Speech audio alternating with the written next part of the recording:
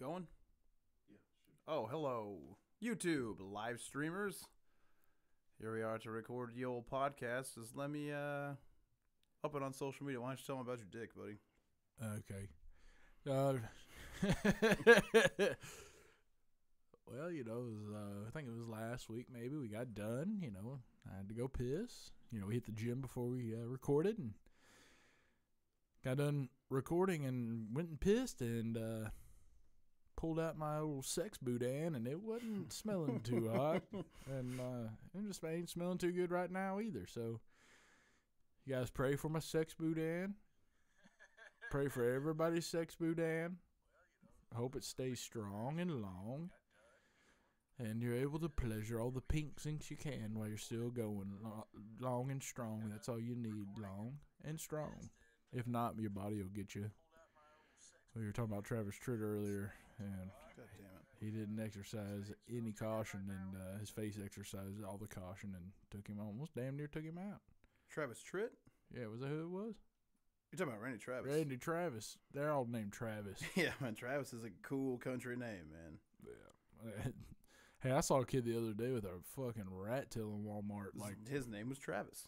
For sure. You should have just been like Travis. It seemed to be a look, dude. Hey, Travis. Man, I had a friend in 4th grade that had a rat tail. His name was Travis, but he went by T for short. Who the fuck shortens Travis?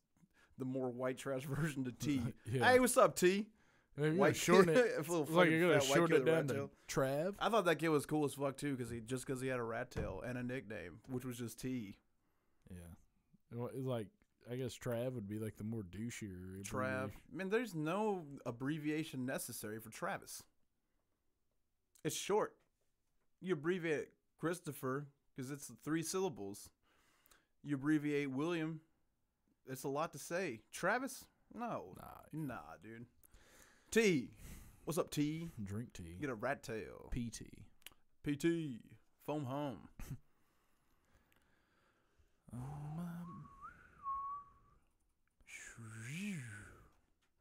What are we gonna do? Man, we're gonna record a fucking what? You have the echo? No. Oh, okay. I thought you were making that noise. Nope. My name is Todd. My boy's name is Travis. Did you post in the group or go on YouTube? Yeah, I got it. I'm ready to go. Raring. Running late. Getting haunched. Cat haunched. Man, I got that fucking middle of the eyes. This is like the only place I get zits, dude. But it's like lasts forever. Yeah. Let's try to pop them too quick. You know what I mean? I love it. You gotta let them harvest. Yeah, I want to pop it, but I like to watch it noodle. yeah, you get that hard push out of there. Feels good, looks good. What's not to like? The noodle part. You don't put it in your mouth. Well, I mean, don't eat it, but it's cool. It's fun to see come out. Like when you get a real long one. Man, remember that thing on the side of my face that I popped? Yeah. Man, that boy was full of goop. Goop there was no noodle. It was thick. Nah, I mean, it was like hard though. Yeah. It was weird. It came out. It was like a dusty goop. It's like cracking an egg Man, with a rock. it had in been the there middle. for so long, dude. I thought it was like, I didn't know it was that at all. I thought it was like a mole or something. You know what I mean? It just been there for like almost my goddamn whole life. And then all of a sudden, dude, it was all red. And I was like, man, what the fuck's going on with this thing? And I felt it. And you know how you can feel a zit and you can feel that there's like something in there. And I just squeeze it a little bit and just goes, pow. Because if I would have known, dude, I would have filmed the whole thing. Yeah. But I just kept squeezing it, dude. And I got a picture of it. It's a I think it's on goiter. Facebook. It comes down to like my chin, like that Yeah. rope of shit. Man, goddamn. And then I had to get in there and dig the sack of it out with tweezers. And I didn't know. Like, luckily, Jackie knew. I think that's true. I hope it is. Because she said, like, it's like a fucked off sweat gland that just like swole up and just kept filling up with shit for forever. Yeah, one on your back too, man. Yeah, I gotta get that cut out though. I got that Yeah. one cut out. Yeah, you're trying. But they didn't look the same. You were trying to get me to pack it one time. I was like, "Fuck that! I ain't doing that." Yeah. Oh yeah, yeah. Because what's funny, dude, is like the gym I used to train jiu-jitsu at. There was a dude that trained there way back that was a doctor. And I didn't have insurance at the time, and it was like starting to irritate me, and like it wouldn't pop or anything. And yeah, I was on my back doing jiu-jitsu all the time. It was just fucking annoying, and it was huge, and it looked stupid. So I wanted to get rid of it. And they were like, man, just go see Dr. Seth. And he lives way out in the country. I can't remember the name. Stuttgart. He lives in Stuttgart, Arkansas. Just a podunk fucking town. He's a white dude, man. He fought in like everything but the UFC, but it was like way back. Like when he was on like the first 2 Strikeforce fights. But he was a good fighter, man. But anyway, he's a doctor, which is way better. And I went out there, and it's like a super country family doctor type of thing. And so I'm just waiting. And I get back there, and he's like, "Hey, man, what's going on, Chris?" And I'm like, "What's up, dude?" He's like, "Man, you got like a cyst or something like that?" I'm like, "Yeah." He's like, "All right, man, it's gonna take like 5 minutes." Like, all right, cool. And he's super country himself. Yeah. And we get in there, and he like brings a scalpel and stuff out. He just numbs it, with like lidocaine or whatever the fuck they put in there. And he cuts it open, and he just goes, "Oh, hell." And I was like, "What?" I was fucking like, "Oh, shit." He's like, "Oh, man, it ain't nothing. It's just a lot more than I thought it was going to be. It's going to take a minute." And I could just feel him I could feel him pushing it. I couldn't feel like the thing though. Yeah. And dude, he fucking like dug all that shit out, and then packed it with some shit. Yeah. And then he told me to pack it again, and you wouldn't do it. Hell no, man. That was gross. I thought we were brothers, man. We are, man. You wouldn't fucking pack my. You got some wounds. kind of weird ass purplish pink pussy girl on the back of your back. I ain't fucking touching it. I'd have fucked it. Yeah. Okay. You touched it with the sex boudin, but not the fingers. Nah, man. I eat with those. Dude, if you could eat with the boudin, you would. Hey, I eat with those. I feed people with the other. Man, that'd be a fun game to play, is just to see like what the hottest thing you could get on there to feed somebody is, dude. Or just like sling some Alfredo over it. You know what I'm saying? Like a long noodle, like a bunch of long noodles, and just get them ate off of it. There's a goddamn sex boudin in the middle of that son of a bitch. Yeah. That'd be fun, man. Put a Spaghetti. Put a noodle in your fucking wound and let people suck spaghetti out of Ooh, that. man, that thing was gross, dude. It was real gross. It smelled, man. It smelled the whole fucking room when he cut it up, too. Ugh. Man, that boy. Being a doctor is hard times. Oh, yeah. Sex boudin. I'm ready when you are. Yeah, I'm ready. Let's do it.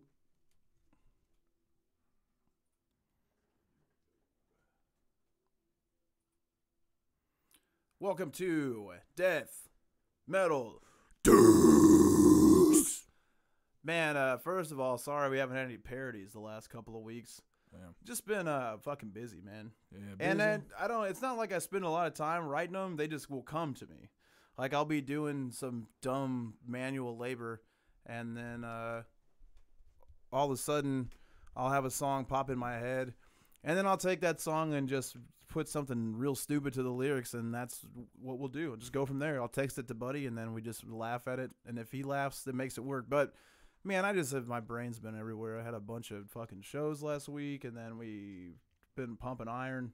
Yeah. I listened to Manowar. That's a lot of it too, is I haven't heard any other songs other than Manowar, and all that makes me think about is just lifting weights, Yeah, you can't getting a street you can't pump. deface that shit. Yeah, no, I mean, it's not that I want to, but yeah, usually something will slip in and my brain will just be like, man, just what if it was a fucking penis instead of a gun or a whistle or whatever the song's about. But well, I'll try to get back on it. I know that shit's fun, so sorry, but we'll come back with that. And this week we're doing a continuation, part number 2.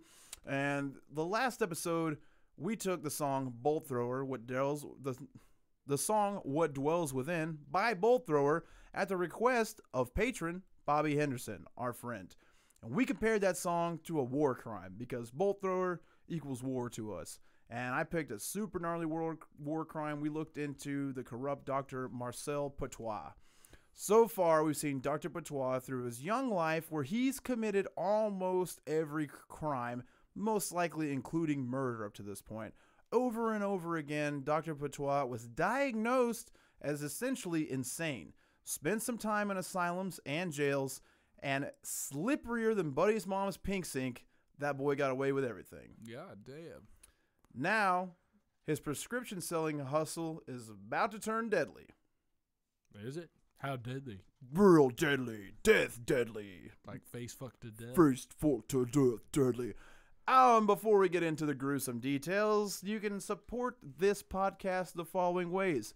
Number 1, just by listening. Thank you for doing it. We love you. We're glad you're here. 2, sharing the word. If you just tell your friends about this or anyone else like-minded, or if you post on Reddit, any forum out there, Just let people know you like our podcast. I see all the time people ask, what podcast are you listening to? Man, give us a little slip in there and you'd be surprised how much something like that could do. Word of mouth. That's what we are. We've got no team, no sponsorship, no extras that push us to where a lot of the more commercial podcasts you hear, all that sort of help that gets them pushed to the top of iTunes every week, that gets them on the front page of everything by paying for advertising. We don't have the want nor the budget to do anything like that. We're a DIY production. It's just 3 people making a podcast. So we appreciate you listening. An easy way to help us out that requires nothing more than getting on iTunes, clicking on our podcast, clicking review. If you could hit 5 stars on there and type literally anything in the comments, that helps us climb the ratings. The more reviews you have for whatever goofy reason, that's how Apple moves you up and down the charts, and that's just what makes your podcast more visible. It's like right now, if you type in death metal, we're number 1 for that result. Well, if you keep giving us reviews and someone types in like true crime, well, we would be on, we want to get on like the first page of that. That just helps get the word out. That's all. It doesn't, me and Buddy aren't trying to feel great about ourselves. That's impossible. Look at us. And if you can't look at us, that reminds me to join us on YouTube. We've been street pumping, lifting weights. You want to get a look at all this, you know what I mean? Here we are flexing for the old camera, and we're getting less gross and more Yost, you know what I'm saying? So if you would like to support us in those ways, that would be tremendous. Now, we've got a few people that every single month help us out so much. They literally make what we're doing possible. We got these people who are essentially helping us produce the podcast.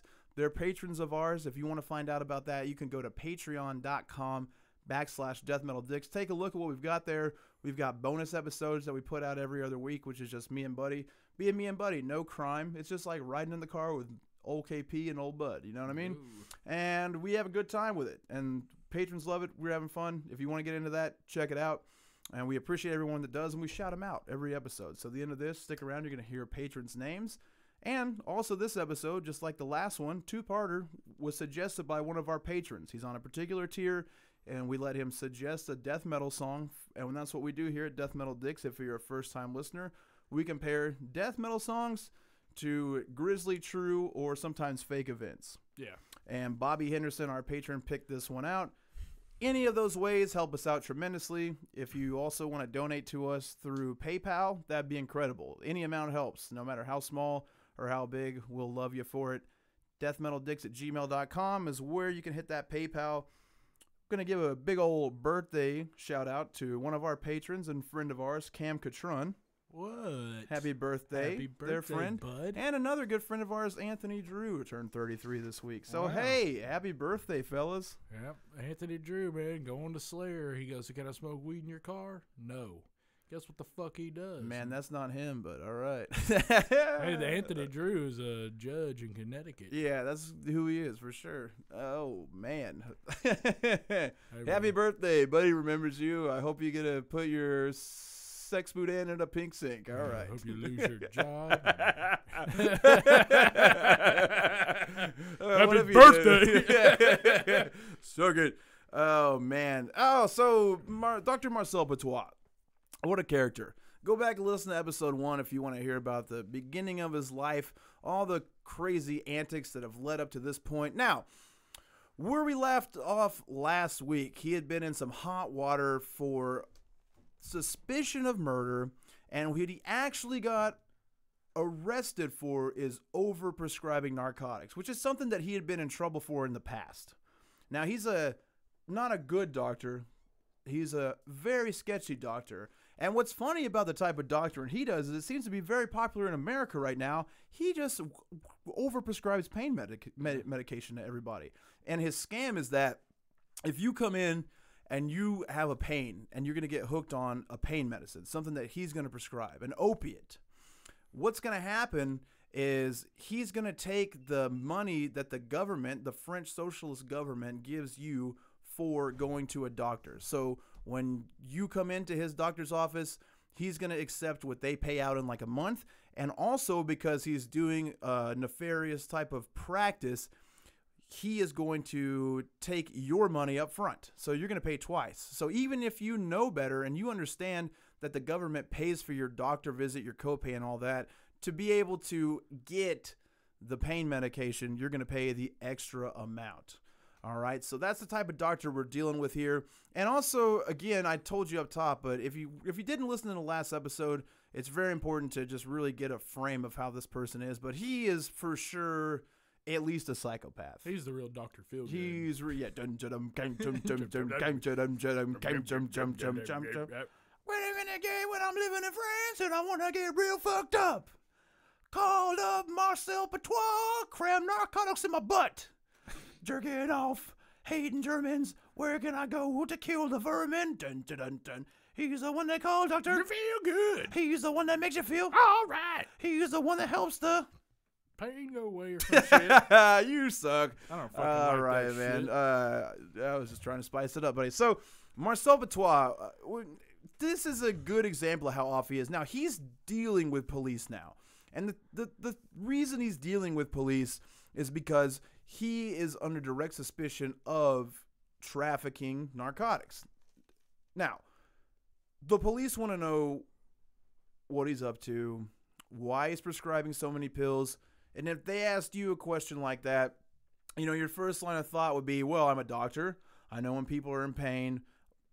It's my job to determine how much they need. It's not your job as a police officer. It's my job. That's a good argument for a doctor. Yeah. A bad argument for a doctor is to say, listen, fellas, I have been manufacturing secret chemical weapons.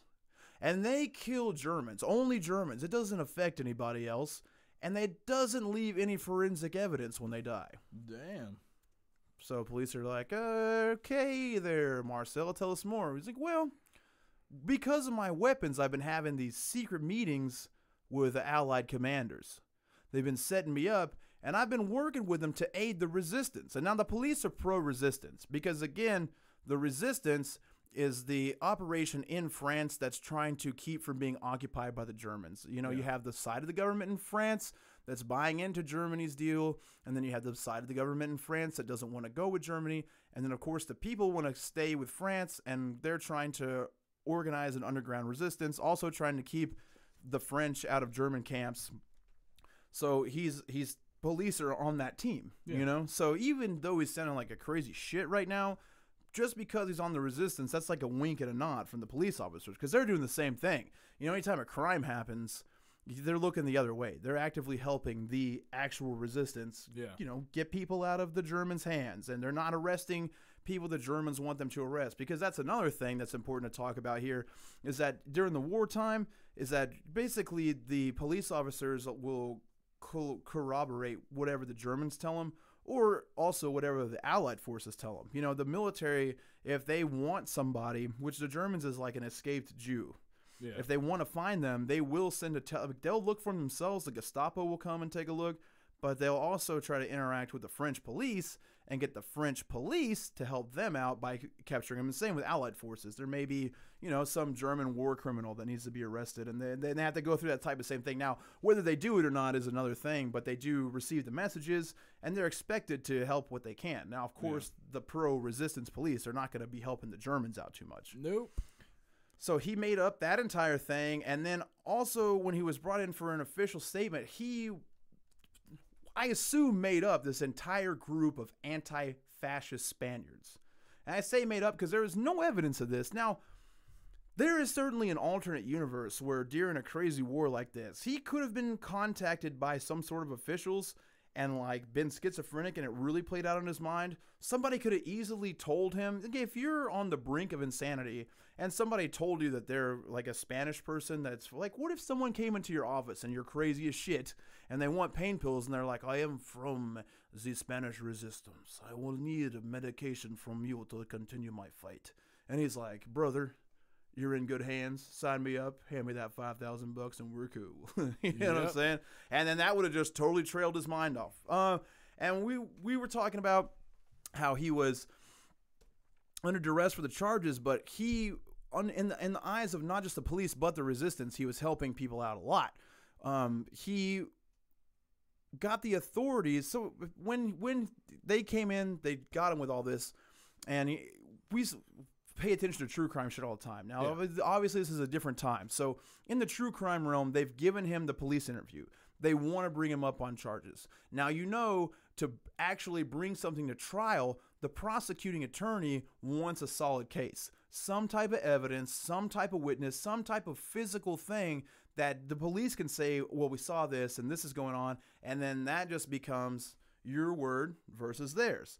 That's not usually a concrete enough case to go to trial. Now, it will sometimes, but those cases aren't near as successful as we can place this person here. We can place this in this person's hands, open and shut case. Okay. Yep. They have got, well, go ahead. I was just going to say sex boudin again. I love that fucking word. Very important point. Sex boudin. Sex Correct. boudin. Yeah, absolutely. That's a sex boudin. That's a dick. Yeah. Tremendous. And fuck boudin is whenever it's fuck time. boudin, right, exactly. That's when sex boudin turns into a fuck boudin. That's when the boudin has been, when you cook a boudin. Sex boudin's passion. Fuck boudin is splitting somebody like a lot. yeah. Well, when you cook a sausage. Yeah. And it's right at that point where it's like hard and stiff and succulent and juicy and perfect. Yeah. Right before it busts the fuck open. Yeah. When it gets hot, it turns into juicy, a man of war arm. Yeah, exactly. Yeah. It's a sex boudin when it like goes in the broiler to start with, and it gets all juicy and the sweat's coming off of it, but then when you leave it for just a little bit too long and that skin cracks the fuck open, that's a fuck boudin right there. Yeah, shout out to all that rice comes Circle pouring K, out. man. They got all kinds of fuck boudins on trial. Man, dude, I know we're gonna stop tonight, and you're gonna grab a sausage or two. I got my vest ready, man. Man, stealing from convenience stores is fucking cool. Fuck what you heard. Fuck the law. That's cool shit. Fuck them. Fuck them real good. All right, so fuck back boudin. to the, not our criminal case, but Marcel Patois' criminal case. Hey, it's your word versus us, cops. Did we steal it from the gas station or not? Sure, we said we did, and you said we did, but where's the concrete evidence? You know what I'm saying?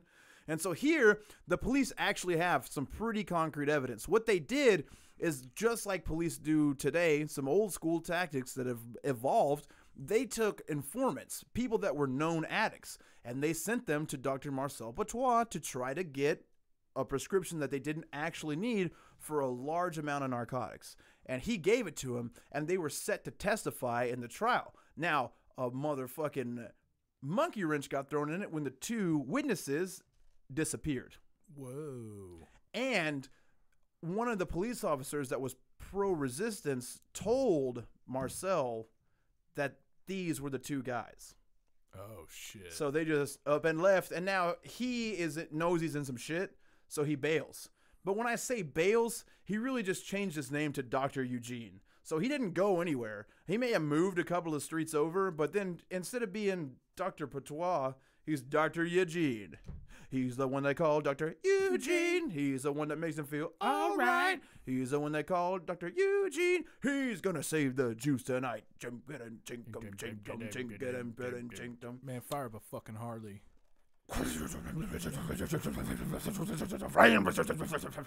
Yeah, that sounds like a Man of War song. Yeah, man. Hey, Wheels of Fire, man, dude. if they had a hot dog stand, If who did? that boy, Dr. Eugene, Oh, yeah, Dr. Eugene. but he was serving up some fuck boudins. You're just going to say that a lot, I aren't you? fucking love a fuck boudin. Blow the veins out of it. Now, his next move after coming, Dr. Eugene is going full in on this resistance shit. Because to the public eye, he knows that police will probably look the other way. And people who look down upon what he had been doing. And again, remember, it's important to frame that gossip is a big deal. There's not media like there is today. There's not social media, certainly. So the way people find out about each other and things that are going on is word of mouth. Yeah. So if people are gossiping about this guy and the word's out, he doesn't want to look bad. So he becomes a full part of the resistance. And what he appears to be doing is a great thing. He opens Fly Talks, which is an escape route. Damn. Fly Talks sounds official. And the idea is that Patois could offer safe passage to Argentina through Portugal. He would help anybody, didn't matter who it was. The main market was Jews, but resistance fighters or any criminal that wanted to get away from France, or as the word traveled through to the resistance anywhere in Europe, they could come to him and he would charge 25,000 francs. And then once they paid him, he would ship them to Portugal, and then Portugal was kind of not involved in things, and they owned a lot of South America, so it was easy travel. That's why people in Brazil speak Portuguese, easy travel from Portugal to South America. Yeah. And so it made sense. It sounds good. Yeah. Right? Yeah. So the only problem is there was no goddamn escape route. Yeah, there was. Was there? Was it a sex boudin? Well, they had to pay 25,000 francs, and we know what that's code word for. Yeah, franc is a hot dog. That's right. And a hot dog is very similar to a boudin, and a boudin is eerily similar to a fucking penis. Thus, we can close the case on sex boudin. All right, guys, shortest podcast episode. Case is fucking closed. Sex boudin was guilty. And then he had a crew that was helping him out. And so, again, this could be a network of resistance fighters, or it could be someone up to some bullshit, but these guys are wrangling people up and bringing them to Dr. Patois. Raoul Fourier, Edmond Pintard, René Gustave Nizondet. I don't like a French name, I'll tell you that. Yeah. I got a friend's last name, Fortier. It's Fortier, you know what I mean? Yeah. Why you gotta... Fortier. Furrier. You're really leaving me out here, buddy. Well, you said something for rear, and I was thinking, insert the sex boudin. Yeah, well, you didn't. I actually respect the restraint. All right. So he would get these 4 guys, and they would go out, and they would try to get in touch with actual members of the resistance, or they would go to jails, or they would go to camps to find Jews, Germans who were on the lam, drug addicts, anybody that needed a reason to get away from France.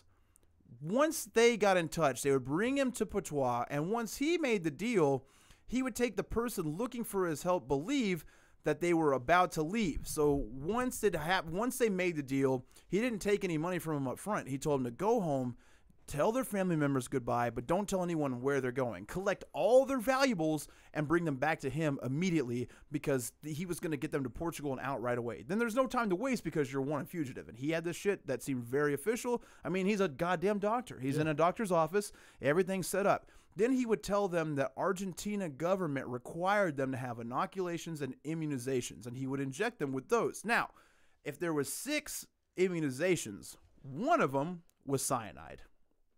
Okay. So they died a slow, horrible, agonizing death, and then he would take all of their valuables and their money. Man, you know, like the Nazis were super into eugenics. You know, they were all about that, like, pure race shit and doing all that stuff and whatever. It's ironic that he's giving inoculations to people and they're dying, but he's also calling himself Dr. Eugene. Dr. Eugenics? Nazi conspiracy? We don't know, and who fucking cares? I wanna know what under was. But yeah, I mean, it's fucked up, dude. So you gotta think that we're not talking about your day-to-day criminals. A criminal now is just someone who is a Jew. If you're in Germany and you're Jewish and they know about you and you bail, they still have your name and they assume you went to a certain location. So now you're a wanted criminal just because of your heritage. And you figure that now you have a chance to get out. You gather up all this money, all your valuables. You think you're about to leave to Portugal, and the anticipation of that is all the way up until he's giving you the immunizations that you need to get to Argentina by way of Portugal. And then you just fucking sit there and die. Now, when it first started happening, the move was he would dump the bodies into the Seine River. Then he moved to destroying the bodies by submerging them into a pit he dug in his garage and filled with quicklime. Then, once that started getting full, he began incinerating bodies. Damn. Which we know is a hard way to go about getting rid of evidence because it has to be so fucking hot. Yeah. And even then, there's pieces of the body left over. I mean, teeth, you know, that doesn't exactly burn. You know what I'm saying? No. So there's no way to completely dispose of the evidence. That's the hard part about killing people. You can't get rid of everything. You just hammer it into powder and go throw it in the sandbox at the park. The teeth. That's fucked. I'm just saying. But I could see it. I mean, but, you know, everyone's just out there with the fucking, like that turtle sandbox just full of tooth dust. Throw a couple little black pepper specks in there. Yeah, sure. If it's a tooth, man, it already has a couple. Yeah. Especially back then, dude. They don't have any fucking crest. No, man. And the French don't give a fuck about their teeth. You know what I mean? Yeah. Europeans in general said fuck teeth a long, long time ago. You know what? That's a good case against evolution because they've had gross teeth for so long and continuously neglected oral hygiene, but yet their teeth still rot out. Guess what? The fuck is retarded, man? Teeth? Yeah, but not only that, man. Guess where the first toothbrush is from? Don't say France. Arkansas. The first one? The first toothbrush. You're right about that. That is a true fact. It is. I'm not even fucking around. But it was a necessity here. But I like that. It's just, that's legit innovation. Yeah. Man, I sure would like to stick my dick in your mouth, but Jesus Christ, it smells like 85,000 mothballs and a sex boudin in there. Why come that white shit in there is getting rotted? Well, I tell you what, Franklin, I used to do this thing where I would get a washcloth and I would rub it around on them, and all this greasy film would come off of them, and it would look a lot whiter, and the smell would be a lot more tolerable. But I don't think that washcloth is heavy duty enough to take this possum pussy off my chomps anymore. Possum pussy. Well, now that you say that, Luann, I think that I could come up. Look, why don't you take this steel brush and rub it on that? Oh, God, it's too hard. Well, what if I just took these here horse pubes and put them on the end of this brush and you brush with that? That feels pretty good. And hey, look at all that scum coming off. Is it fucked up to think that people were polishing their fucking boots waiting for their brushing their goddamn teeth? They were for sure. I mean, come on, man. Yeah, who gives a fuck about a boot? A boot's not in your stupid mouth. Oral hygiene's stupid as shit. They're probably like, let's try mink oil on my teeth. It does it on the boots. And what the fuck happened before toothbrushing? It just rotted out. Cock washing. Cock washing. You cock wash, man. What a racket that would have. Somebody did that for sure. I guarantee, somebody looked at fucked up teeth. Well, I know they pulled them out and shit, and was like, I got a surefire cure for that, honey. You never heard of this before, but it's cum. It's orgasm. It's jizz. It's skeet. It's my inner liquid. It's the DNA, the building block of life. Cum, orgasm, juice. What you're going to do is put this in your mouth. Now, you're going to want to just sit it there. Don't just do that. Put a little bit of friction on that thing. Move your mouth back and forth and give it a suck. You suck, suck, suck, and what'll happen is that goop will come out. Now, when that goop comes out, you don't swallow it down. You swish it around. Swish that goop around, then I guarantee you'll have you some healthier teeth. You've been going to the barber. You've been paying to have them tooths extracted. No more. You won't do it. You're going to save money. I'm just going to charge you $5 to suck my dick. And when you get this goop out of my dick, it's going to cure them teeth forever, baby. You going to get these teeth cured up? You going to suck this dick or not? Well, I don't know. What do you mean you don't know? What are you going to do? You going to go home and think about it, or are you going to get those teeth fixed up? You got to get this cum right now. And the response is, I declare. And then they just, goddamn land's sake. Hey, man, Crest nut strips, I mean, that could still be a thing. I mean, people would pay for that. You bust a load on some teeth. Man, it's like forever been one of those things where, well, you got real white teeth because you suck dick and drink the cum. Like, you heard that before, right? Yeah. That was always like, someone... you suck so hard that your teeth spread out? Well, some dumb shit would tell a girl in school, like, their teeth were, like, the only reason your teeth are so white is because you drink cum. Whoa. You never heard that? Yeah. That's I mean, that's I'm like sure everything. That's every school thing. Like, you're a slut because you're breathing. Yeah. Slut. Man, you know what's... It goes alongside Indian burns. You know what the funniest slut calling of all time, which I vehemently disapprove of, but it's funny in a movie, is in Dogma. I was talking about this the other day with my friend. In Dogma... when Jay and Silent Bob are sitting at the table with that girl, and Jay's he's like, all right, we're going to do this, but you got to have sex with me. And she's like, I would never, no matter what, have sex with you. He's like, all right, well, what if there was a nuclear bomb dropping? We have 5 minutes left to live, and the only thing we could do to make each other feel good is to have sex. And she's like, okay, all right. In that unlikely scenario, I would have sex with you. And he just looks aside Bob's and goes, what a slut. Damn. That shit's hilarious, man. That's some classic. I've never seen that movie. Oh, Dogma's good, man. Yeah, You're fucking up. I know, That's man. a great movie to watch. And so, all right, let's get to how he got caught. Okay. Because yeah.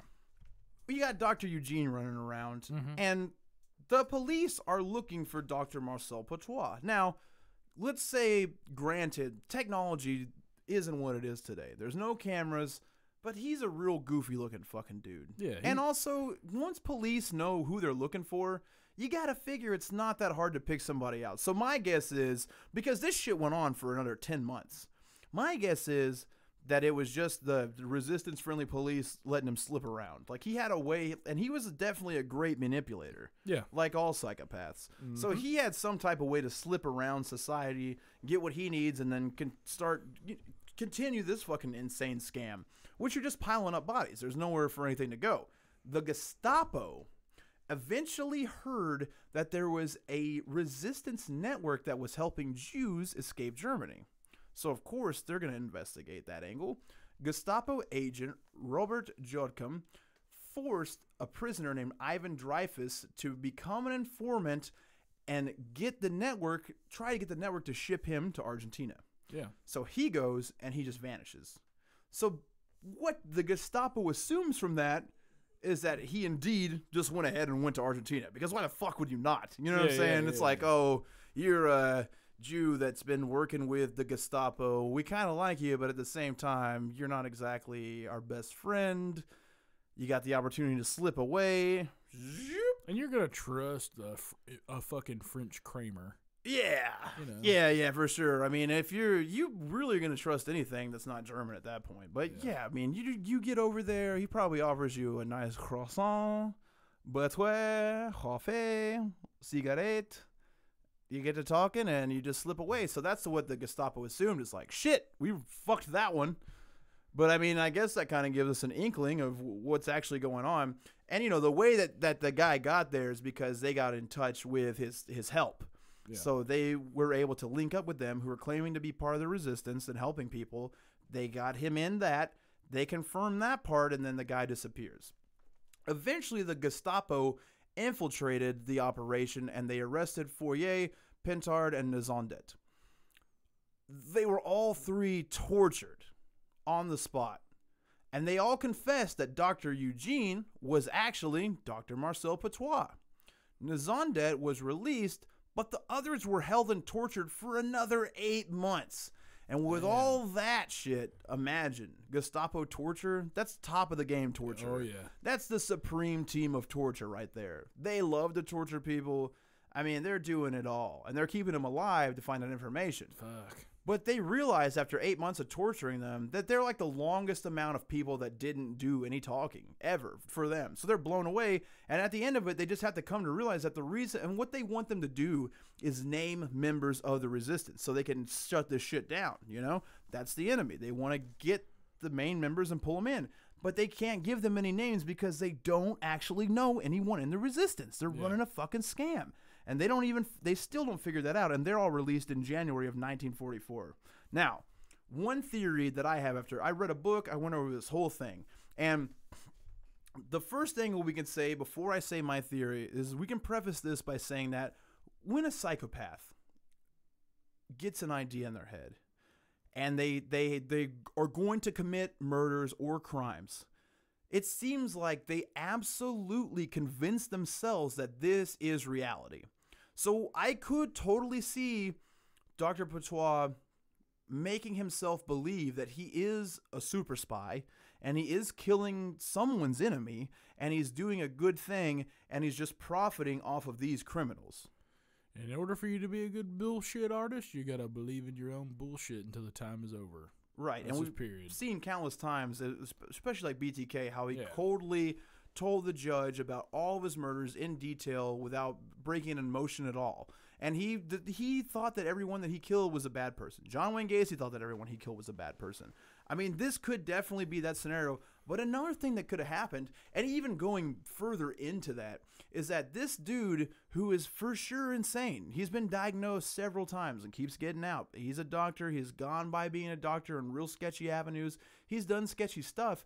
He could have been brought in by these guys who could be ultimate criminal masterminds and found this guy who is super easy to manipulate, because even though he's smart, if they told him all that shit, he would believe it, don't you think? Yeah. Like, what if he was schizophrenic and these guys approach you and they're like, hey, you want to help out your country? You want to take down the Germans?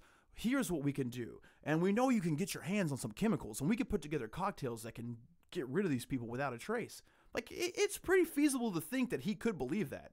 Because, like, what's the schizophrenic do? Don't they dwell on those things, and that just becomes, like, a more and more deeper of a fantasy? Yeah, but I don't think in that time period they had a lockdown on medicine for schizophrenics that way. Because, I mean, like, it's supposed to help calm down the voices in their heads or, you know, whatever, you know, smells or whatever fucking thing that sets them off. So it's like, I don't think they had, like, a full grasp on what was causing it. And they still really don't. But the medicine they have now would help. So if he was schizophrenic, I mean, there would just be, I mean, he would be easier to catch, I feel like, just because he would be Well, what I'm saying is, what if these guys that were supposedly helping him were schizophrenic? No. He's schizophrenic, the doctor. Yeah, so yeah. what if what if the 3 guys that were arrested for helping Dr. Patois, Mm-hmm. what if they were actually the mastermind and they had Dr. Patois help them I got you. by convincing him that he was actually doing good work for the resistance? I got you. I feebed out. Yeah, I got you, man. Yeah. So I mean, that could have been. That makes sense. That's what I'm saying. I feel like he would have been easy to prey on in that regard. Yeah. I don't know that happened, but you know, in this whole thing, he never broke away from that. Like, that never broke out of him. And that's why I wanted to say before that psychopaths, when they do something, they can make themselves believe it for Yeah. sure. So the fact that he never broke away from his story could be that, or it could be that he was manipulated and he really believed he was doing those things. That doesn't make it right. No. He should have been in an asylum a long time ago. Either Yeah. way, you know? So there's not, you can definitely blame the French government for this, but it's a weird time, so we'll see. Now, he got caught for the entire gamut because March 6, 1944, a neighbor noticed smoke coming out of the chimney of his house at 21 Rue Soir in Paris, and the smoke smelled noxious. It wasn't just like burning wood. They went to his house, but on the door there was a note that said Dr. Eugene's going to be away for a month, but there was still smoke coming out. So then they immediately started thinking, well, there's a fire inside. They call police, and his neighbors say that it's Dr. Patois that lives there. Police get a hold of him. He tells police, okay, like, I'll show you that there's no problem with the fire, but you got to wait till I get there to go in, which, you know, France is the origin of democracy. They don't have a warrant to go into his house. The police don't, you know? Yeah. So they're going to wait for him, but then the smoke's coming out, so they call the fire department. The fire department comes along. They enter the house through a second-story window, and that's where the fire is. And, of course, that fire is burning bodies. And they see body parts that are all dismembered, ready to be thrown in the fire, all over the place. And they start to go, well, let's get this guy up here because it's a fucked up nightmare. Oh, sounds real crazy. Yeah, I mean, just imagine being some fucking Francois firefighter and busting in a burst of flame, and what's on fire is just the bodies. Using Dunaway's dry rub on an arm. And Yeah, and it was tough times back then, man. You might have taken a crunch before you called the law and like, Yeah. boys, just don't smell too bad. You know what I've heard is like a pig. Oh, I like a pig. Let's take a bite. Oh, it's not too bad. It's not too bad. Pass the croissant. Let's put the boot on the croissant. Let me bite the saxe boudin. The primest piece of meat right there, brother. It is, dude. That's a delicacy. It's delicacies. So, police let Patois go. Again. Like I said, this boy is more slippery than your mom's pink sink. Oh. He gets smooth the hell away with everything. My mom got away with a lot, man. I know, man. She is a good criminal. Oh, yeah. She's done so much, man. Yeah, and the thing she's gotten caught for, she just skated the fuck off, just like this guy. So what happened is that when the police are seeing these bodies and they put him in handcuffs, and he's like, guys, it's me. Like, I'm working with the resistance. All these bodies are Germans. Don't freak out.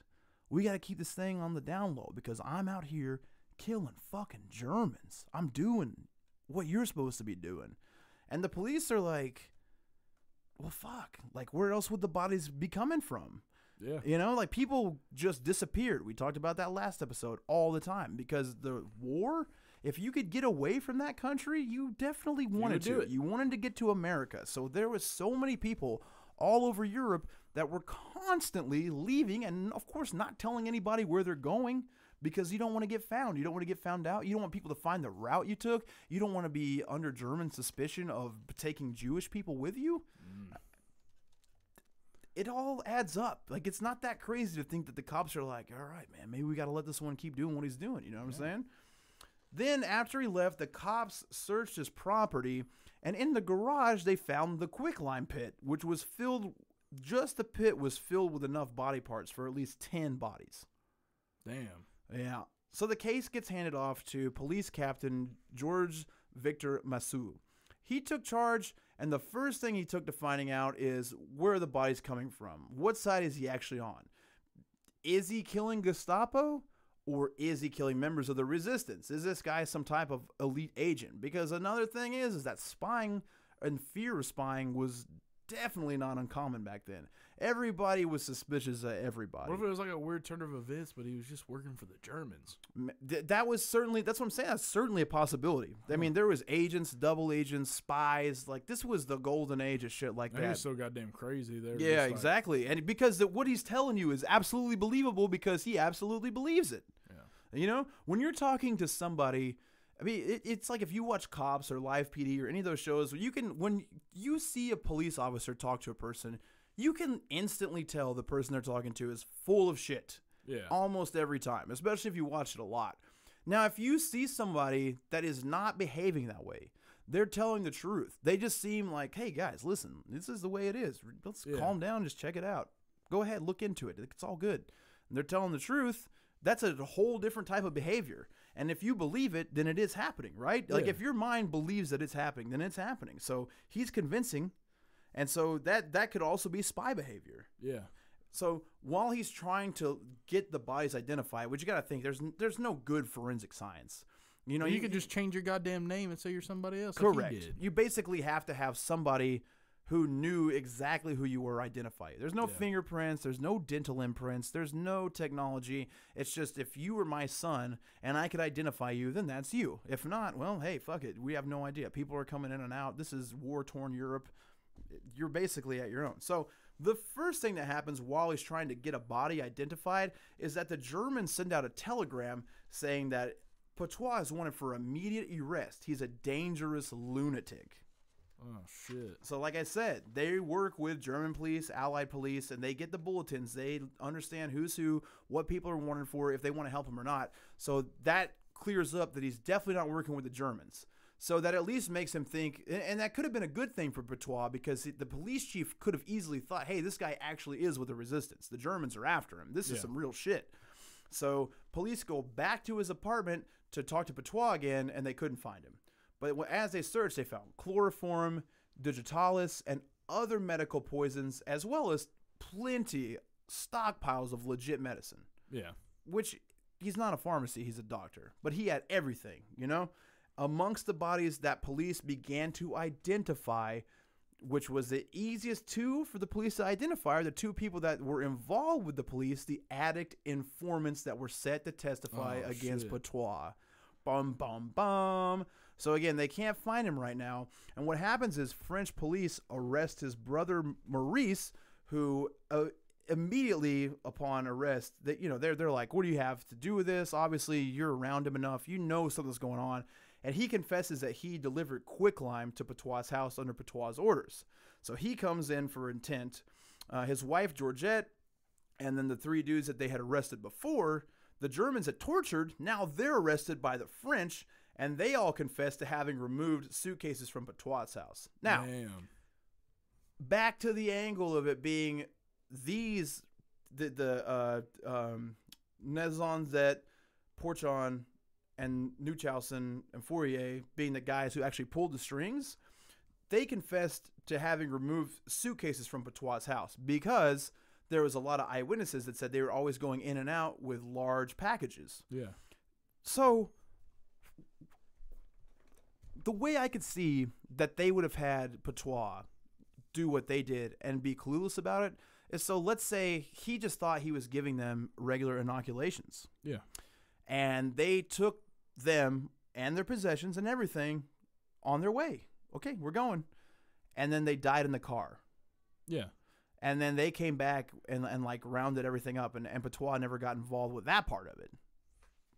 Again, feasible. Yeah. And that's what these guys are confessing to, is removing suitcases from Patois' house. So Either way, they're going to be implicated in this whole thing and guilty because they are actively either knowing what they're taking out of the house or unknowingly doing something sketchy as shit, which turns out is bodies and paraphernalia. So the investigation for this entire thing was put on hold. Again, it started the 6th of March. June the 6th, 1944 is when the Normandy invasion began. So France's hands are tied. There's nothing else that's going to be going on. So now they got to deal with that shit, which that gives him another 7 months to hide out.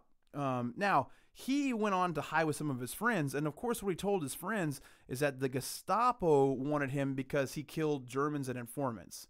He eventually moved in with one of his patients named George Redoute, and he let his beard grow and adopted various aliases. So trying to come up with a different look, and that makes sense to his friends because he's on the run from the Gestapo. When the resistance and the Paris police rose against German troops in Paris, Patois adopted the name Henry Valery and joined the French forces of the interior, the FFI. He became a captain in charge of counter-espionage and prisoner interrogations. Dude, this guy is working for Germans. He's doing something, man. That's what I'm saying. Wild. It ends up being some weird shit. When the newspaper Resistance published an article about Patois, his defense attorney from 1942, the narcotics case, received a letter in which his fugitive client claimed that the published allegations were mere lies. This gave police a hint that Patois was still in Paris. The search began again, and now they've got the name Henry Valery among those who were... Sorry. The search begins again, and they get this dude, Henry Valery, in to work the case. On his own case? On his own case. What the fuck? It's the wildest story. That's what I've been saying. The first episode was kind of a slow burn. Yeah. But you had to frame that this guy is legit insane. And it just keeps getting fucking crazier. So now he is one of the investigators looking for himself. That is some smooth shit. Yeah, man. Finally, on October 31st, Patois was recognized at a Paris metro station and arrested. Among his possessions were a pistol, 31,700 francs, and 50 sets of identity documents. Man, why do you have to have that many sex boudins? Well, man, francs weren't like dollars. I think they. So when they basically estimated that he made 200 million francs total from like that whole operation. Yeah, I think that's something like near $1 million, 200 million. So it's still a lot of cash. Yeah, too much to be rolling around with, especially then. He went on trial. He was placed on death row at La Santé prison. He the whole time fought it. He said he was innocent. He only killed enemies of France. He said that the bodies that were in his house, he had discovered them in February 1944, and he assumed that they were collaborators that members of his network had killed. So he went out of his way to go ahead and clean up their dirty work. Police noticed that Patois had no friends in any of the major resistance groups. Some of the groups he'd mentioned never even existed. And again, the police are pretty connected. They know what's going on. And there was no proof of any of this shit, which, hell, man, if you're a spy, there's supposed to be no proof. He may have just done a really great job. Prosecutors eventually charged him with 27 murders for profit, which is what they found, right? Yeah. That is the physical. They found 27 bodies in total. Like I was saying, the estimate of how much he made was 200 million francs. His trial began March 19th, 1946. He faced 135 criminal charges. That same guy, René Floriot, acted for the defense against a team consisting of state prosecutors and 12 civil lawyers hired by relatives of Patois' victims. Patois taunted the prosecuting lawyers and claimed that various victims had been collaborators or double agents, or that vanished people were alive and doing well in South America with new names. All the way down, baby. Damn. Captain goes down with his ship. He admitted to killing 19 of the 27 victims found in his house, but claimed that they were all German collaborators. And he went on to say that that was just a small part of the total 63 enemies that he had killed himself. Floriat attempted to portray Patois as a resistance hero, but the judges and jurors did not buy that shit at all. He ended up convicted of 26 counts of murder and sentenced to death. Time moves fast back then. They didn't have death row that you're going to hang out on, make ramen noodles, call your family, watch TV, dick around with a bunch of other people that are going to die. On May 25th, Patois was beheaded. After a few days, due to a problem in, he stayed only a few days because they had a problem in the release mechanism of the guillotine. Now, when this man who killed several went to be killed, he told everyone to look away because they're not going to like what they see. Oh, shit. And that was the end of Dr. Marcel Patois. Can you imagine a wilder fucking life than that? Nah, man.